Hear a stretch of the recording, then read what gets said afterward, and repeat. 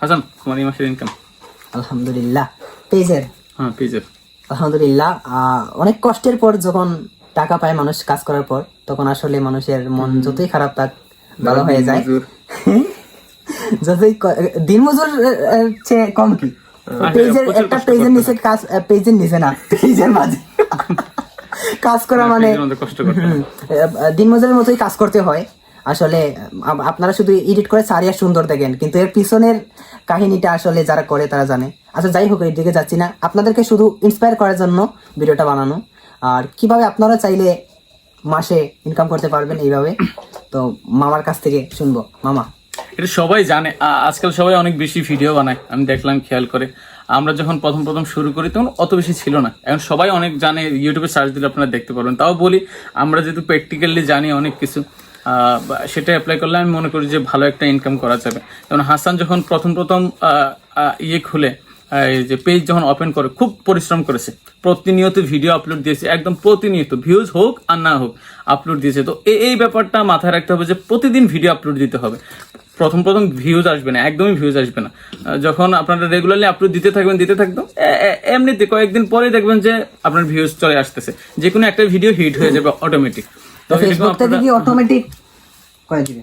হ্যাঁ, ফেসবুক থেকে অটোমেটিক। যখন আপনি রেগুলারলি ভিডিও আপলোড দিবেন, ফেসবুক মনে করবেন যে না, সে একজন কন্টেন্ট ক্রিয়েটর, সে কিছু ক্রিয়েট করতে এখানে আসছে বা ইনকাম করার মতো তার ভিতরে এবিলিটি আছে। ফেসবুক কি অনেক নজরদারি করে? হ্যাঁ, অবশ্যই নজরদারি করে। আপনার যে অ্যাক্টিভিটি চেক করে তারা, যে সে কি রেগুলারলি আপলোড করতেছে কিনা, সে ফেসবুকে কত সময় অ্যাক্টিভ থাকতেছে, সে কি মানুষকে লাইক কমেন্ট করতেছে কিনা, তার আগ্রহ কেমন, সে রেগুলারলি মেনটেন করে ভিডিও আপলোড দিচ্ছে কিনা, এগুলো তারা অটোমেটিকলি তারা রোবটের মাধ্যমে চেক করে। তখন তারা বুঝতে পারে যে না, সে একজন ক্রিয়েটর, সে ক্রিয়েট করতে পারবে কিছু, বা তার কন্টেন্টের মধ্যে ভেরিয়েন্ট কিছু আছে।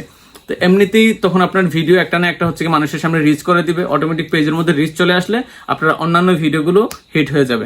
এভাবে হচ্ছে পেজের, দেখবেন আপনার একটা পেজের যখন 1000 2000 পর্যন্ত ফলোয়ার বাড়াতে খুব কষ্ট হয়, পরবর্তীতে দেখবেন হুট করে ফলোয়ার বেড়ে যায় যারা রেগুলারলি কাজ করে। আচ্ছা মামা, আইডিতে কাজ করলে বেশি ভালো নাকি পেজে? দেখো, এই ব্যাপারটা দুইটো তো কাজ করলেই ভালো, কিন্তু ওই আর কি স্কুল আর কলেজের মতো। কলেজ তো কলেজের উপরে, যেমন পেজ হচ্ছে কি কলেজ, আর স্কুল হচ্ছে কি আইডি। সুতরাং পেজ একটু ভালো, মানে হিট হওয়ার জন্য পেজ ভালো।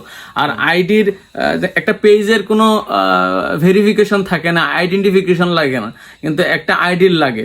হুট করে আপনার আইডি নষ্ট হয়ে যেতে পারে, আর আসবে না। কিন্তু একটা পেজ যদি আপনার পেজ যদি থাকে, এটা সহজে নষ্ট হয় না। বা অন্যান্য যখন এডমিন থাকবে, একটা আইডি নষ্ট হলো আর একটা পেজ এডমিনের কাছে থেকে যাবে, কোনো না কোনো ভাবে পেজ হচ্ছে অনেক শক্ত।